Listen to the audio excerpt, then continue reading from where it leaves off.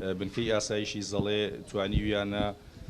2 کیلۆ مادەی هۆشبەر بە ڕێوشوێنێکی ئەمنی توند بە دانانی بازگەی کاتی دەست بەسەردا بگرن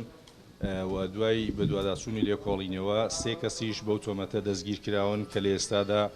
ڕوبەڕووی دادگاکراونەتەوە بە مادەی چواردەی مخەدەرات لێکۆڵینەوەیان لەگەڵ دەکرێت. چالاکیەکی ترمان هەری مادەی هۆشبەرە لە سنووری ئاسایشی بنکەی زەڵێ بنکەی ئیسێوە توانیویانە کیلۆیەک و 200 گرام لە مادەی کریستاڵ دەست بەسەردا بگرن و لەگەڵیدا 2 کەسی تۆمەتبار دەستگیر بکرێن ئەوانیش بە هەمان شێوە دۆسی لێکۆڵینیان بۆ کراوەتەوە بە مادەی یاسایی چواردەی مخەدەرات لێکۆڵینەوە لەگەڵیان بەردەوامە. هەروەها لە چالاکیەکی تردا لە ناو شاری قەڵازێ یاریدەرەتی یاسایشی قەڵازێ توانیویانە باندێک دەستگیر بکەن کە ئیشیان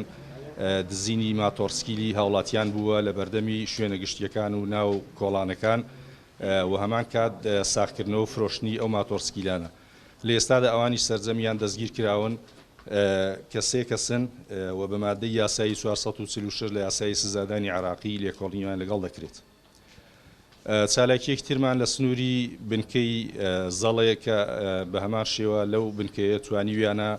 بڕێکی زۆر لە پارەی ساختە دەست بەسەردا بگرن کە پێک هاتووە لە بڕی 50,000 دلار پارەی تەزویر و هەندێک دیناری عراقی توانیویانە بەو تۆمەتەش چەند کەسێک لەگەڵی دەستگیر بکەن کە 3 کەسن ئەوانە ئێستا و دانیشتووی دەرەوەی سنوورەکەی سنووری پشتدەر و ڕانیان با بڵین لە ئێستادا لێکۆڵینیان لەگەڵ دەکرێت بە مادەی قانونی ئەوانیش بە مادەی 281 لە یاسای سزادانی عراقی.